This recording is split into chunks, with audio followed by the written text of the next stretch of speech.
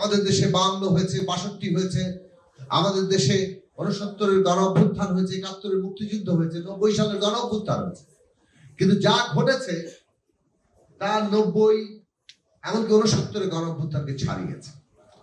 71-এর মুক্তিযুদ্ধ একটা ভিন্ন ঘটনা ছিল, একটা দীর্ঘস্থায়ী একটা রক্তক্ষয়ী সংগ্রাম ছিল। কিন্তু খালি হাতে একটা সশস্ত্র শক্তির মোকাবেলা এবং প্রায় 3 সপ্তাহ ধরে সেই মোকাবেলা, এবং সেই মোকাবেলায় আপনি একদিক থেকে গুলি, লেথাল বুলেট ব্যবহার করা হচ্ছে, হেলিকপ্টার থেকে গুলি করা হচ্ছে, আর তার বিরুদ্ধে নিরস্ত্র মানুষ ফাইট করছে, একের পর এক লাশ হচ্ছে, তারপরে লড়াই চলছে। এইটা মানে অভূতপূর্ব ঘটনা। সেই অভূতপূর্ব ঘটনায় আমাদের বৈষম্য বিরোধী ছাত্র আন্দোলনের নেতৃত্বরা শুরু করেছেন, নেতৃত্ব দিয়েছেন, তাতে যুক্ত হয়েছে দেশের হাজার হাজার লক্ষ কোটি ছাত্ররা, দেশের হাজার লক্ষ কোটি শ্রমজীবী তরুণরা, এবং সমস্ত রাজনৈতিক দল ফ্যাসিবাদের বিরুদ্ধে যারা ছিল তারা প্রত্যেকেই এই আন্দোলনকে কেবল উনি করেননি, এই আন্দোলনকে সমস্তভাবে এর সাহায্য, এর দিক নির্দেশনার ভেতর থেকে এতে অংশগ্রহণ করা সমস্ত জনগণকে উদ্বুদ্ধ করার কাজটি করেছে। এইটা আমাদের মনে রাখা দরকার। কাজেই বৈষম্য বিরোধী ছাত্র আন্দোলন এতে একটা নেতৃত্বমূলক ভূমিকা দিল। সমস্ত দল এবং মত এতে যুক্ত হয়েছে বলে ফ্যাসিবাদ বিরোধী সমস্ত জনগণ অংশ নিয়েছে। এটা তাদের নিজেদের আন্দোলন নয়। আমাদের একমত হওয়া দরকার। 72 সালের সংবিধান তার ক্ষমতা কাঠামো স্বৈরাচারী, ওটা ফ্যাসিস্টের জন্ম দেয়, ওর বদল ঘটাতে হবে। ওইটা অন্য কোনো কিছু দিয়ে, কারণ ওইটা নিজেই দ্যাট ক্ষমতা কাঠামো ইটসেলফ 71 সালের মুক্তিযুদ্ধের সাথে সবচেয়ে বড় বেঈমান। মুক্তিযুদ্ধের যে আকাঙ্ক্ষা তার বিপরীতে দিয়েছে 72 সালের ক্ষমতা কাঠামো। এর মানে মুক্তিযুদ্ধ অস্বীকার করা হয় না, বরং 72 সালে সমস্ত ক্ষমতা একজন মানুষের হাতে দিয়ে মুক্তিযুদ্ধের অবমান করা হয়েছে।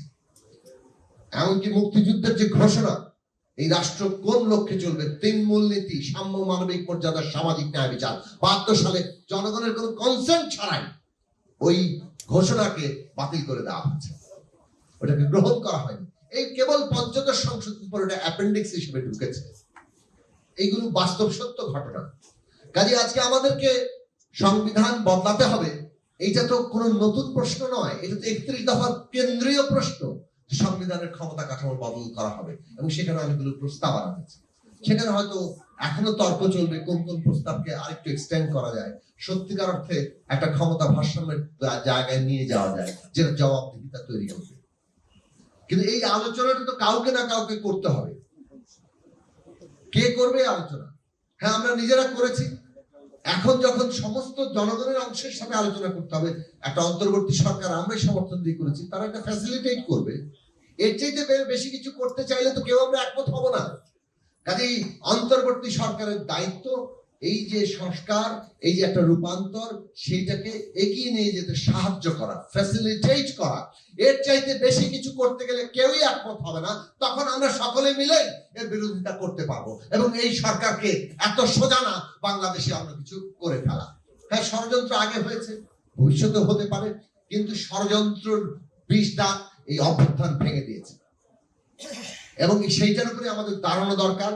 আমরা রাজনৈতিক কর্মীরা আমাদের ন্যায্য জায়গা থেকে দাঁড়াচ্ছি, যে এইখানে আমরা বলছি নতুন দল যারা করবেন তাদেরকে বলি, জনগণের ভেতর থেকে দলের জন্ম দেন, ক্ষমতার ছায়াতলে নয়। ক্ষমতার ছায়াতলে থাকা দলকে মানুষ ভালোভাবে গ্রহণ করে না। আপনাদের সম্ভাবনা আছে, আপনারা এই দেশের তরুণের ভবিষ্যতের জায়গা দেখিয়েছেন, সেইটাকে মানুষ কিভাবে গ্রহণ করবে, মানুষের কাছে চলে যান।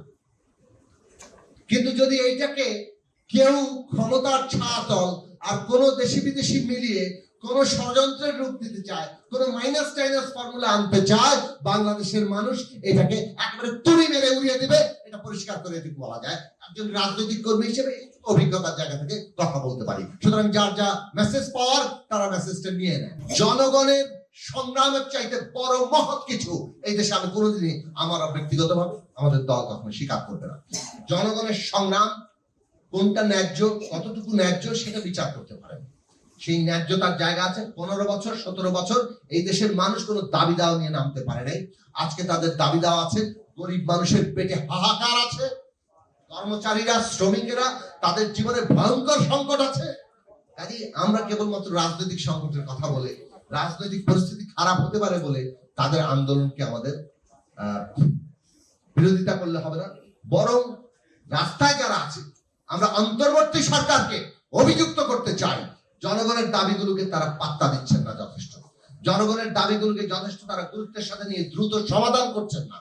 যদি জনগণের বিভিন্ন অংশ, বিশেষত খেটে খাওয়া মানুষ, তারা যদি মনে করে এই অভ্যুত্থান তাদের কিছুই দেয় নাই, তাহলে দ্রুত তারা জনগণ থেকে বিচ্ছিন্ন হবেন। বরং এইটাই বাংলাদেশের ট্রানজিশনকে হুমকির মধ্যে ফেলতে পারে।